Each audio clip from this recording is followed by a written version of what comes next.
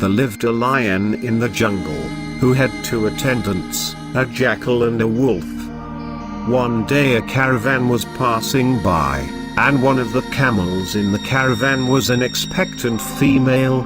As she was not able to walk, and was in labor pains, the caravan set her free and left her behind. Within moments, she fell prey to the lion, and while the three of them were eating, they cut the womb of the camel, from which a baby camel came out. Since it was just a baby, and they already had a good meal out of the camel, the lion decided to spare the baby camel's life.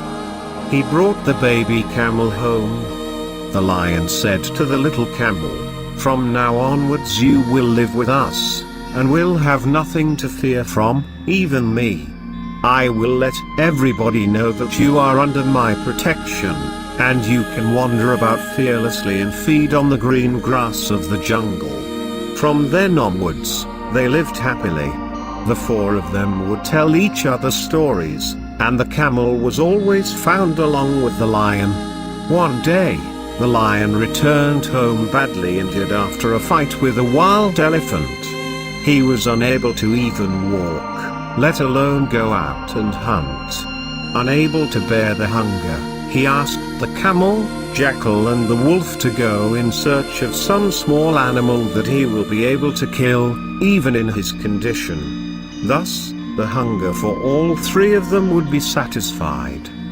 But the three of them returned empty-handed in the evening, even after their efforts to search for an animal. The jackal began wandering in hunger. "The young camel does not belong amongst us, and he will be able to provide food for many days. But I have to be cunning to convince the lion to kill him, as he has promised not to harm him." He said to the camel, "Our master will soon die of hunger, and so will we. I and the wolf will die of starvation, and some other animal will prey on you after they know that there is nobody to protect you anymore. I suggest you must offer yourself to the lion, and save us from dying. For your sacrifice, you will be reborn in a body twice the size of what you have in this life." The young camel agreed immediately. "Had it not been for the lion, I would have been dead long ago. I shall be rewarded 100 times for my sacrifice, and find a place in heaven. I agree to offer my body." In the evening, the jackal said to the lion, that the camel will be blessed with twice the size of the body in his next birth, if he killed him and worshipped God before eating him. He explained that the camel was willing to offer his body for this sacrifice. The lion was convinced by the cunning jackal and he agreed. As soon the jackal was able to convince him, he jumped on the young camel and tore him apart. The young camel died instantly. The lion remembered that he must worship before eating for the young camel's next life and asked the jackal and wolf to guard over the carcass, while he returned.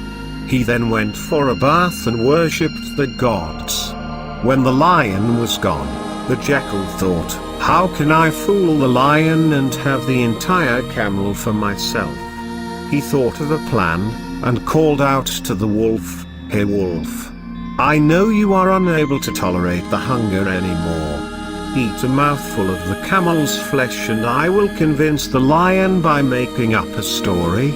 The wolf started eating some, believing the jackal's words. Just then the jackal alerted, "Here comes the lion, stop eating now." When the lion returned, the wolf had stopped eating. But the lion noticed that his food had been contaminated. He roared in anger, "How is it that my food is contaminated despite it being guarded by the two of you?" The jackal smiled at the wolf. "I advised you not to eat, but you would not listen. You could not tolerate your hunger and wait for the king's return. You should be ashamed of yourself." The lion noticed the blood on the wolf's paw, and attacked it. The wolf, realizing that he would die if he did not flee, ran for his life to never return again. At the very moment a very big caravan approached. The camels in the caravan had large bells around their necks, and the jingling sound could be heard from a distance. The lion was surprised by the unusual and terrifying noise and wanted to know what made the noise. At once, the jackal used it as an opportunity. He said, "Oh master, it is the same caravan returning. Only this time, it is led by a hunter.